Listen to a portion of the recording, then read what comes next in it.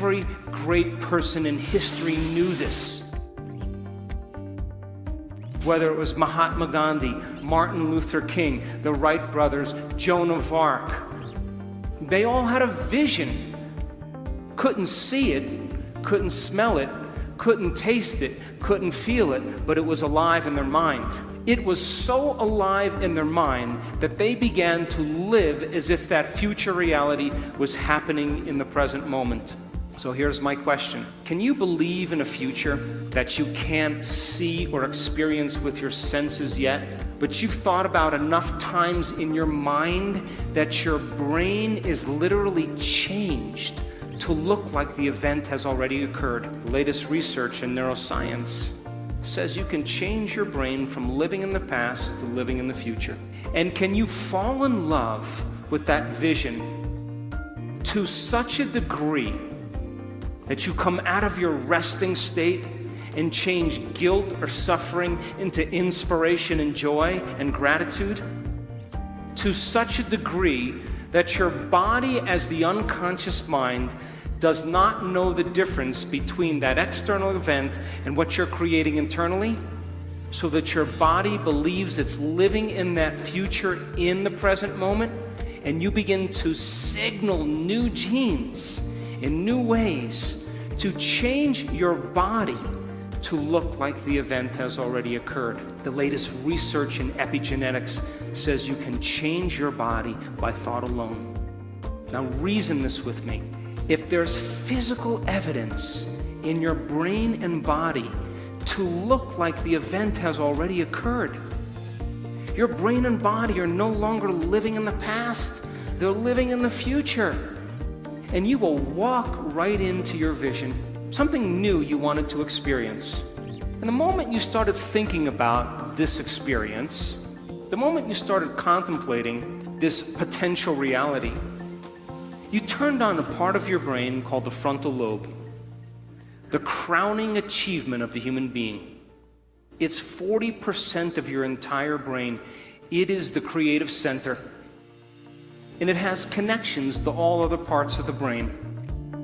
And the moment you said, what would it be like to be a leader? What would it be like to be successful? What would it be like to have this vision come true? The moment you asked that open-ended question, you turned on this part of the brain. Because the rest of the brain is just a bunch of automatic programs. And now the frontal lobe, the creative center, wakes up.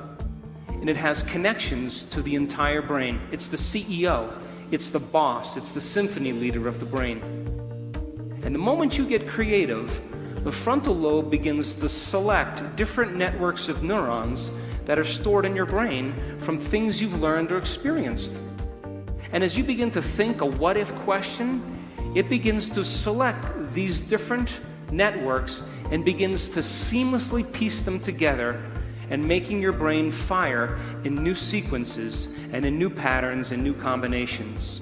And whenever you make your brain work differently, you're changing your mind, because mind is the brain in action. Mind is the brain at work. And the moment those neurons fire in tandem, you get a picture in your mind, a hologram, a vision. For those people who are passionate, that thought that they're thinking begins to create an elevated emotion. They become inspired. They feel enthusiastic. They become passionate. They started to open their hearts.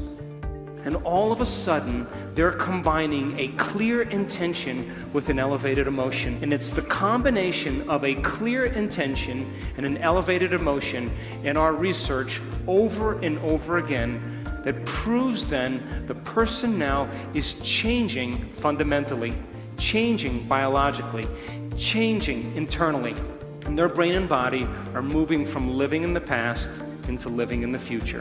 When you do that, when you had that moment, you came out of your resting state, and then you started to write down all the things you were going to do to get to that vision, all the choices you were going to make, all of the experiences or goals you wanted to achieve, and all of the emotions and the joy you would feel.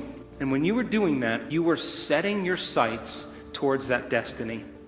And then you did something really brilliant. You wrote down the choices you weren't going to make. You became aware of the behaviors you weren't going to demonstrate. You began to review certain experiences you wanted to stay away from. And then you looked at the emotions that would bring you to a lower level. And you began to separate the old self from the new self. And when you begin to do that, and you're observing the old self, it means you're no longer the program. Now you're the consciousness observing the program.